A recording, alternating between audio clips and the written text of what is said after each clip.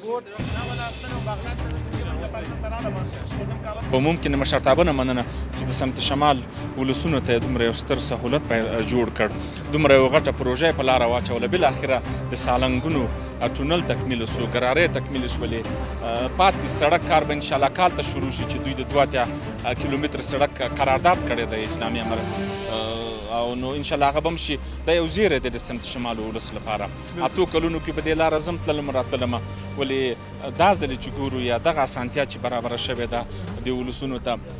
واقعا یقینا د سمت شمال په ولسونو باندې اسلامي امارت یو احسان وکړ، یو ستره ښېګړه ده.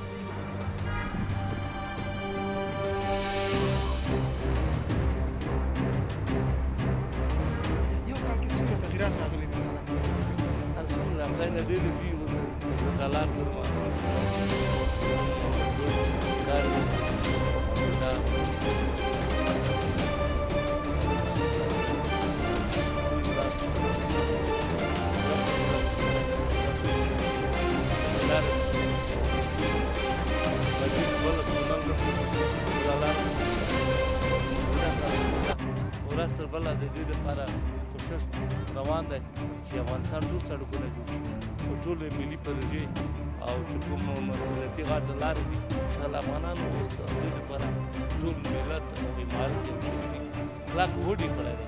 موږ به ملي پروژې ټول افغانستان کې دي، که پارک دی، که سړکونه دي، که پروژې دي، که زراعت دی، که کانالونه دي، په دې به ملي پروژې باندې به کار کوو او زموږ خپله د غاټه ملي پروژې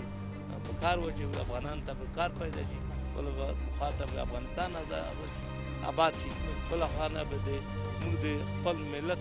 د هر شي نه موږ بسیار یو.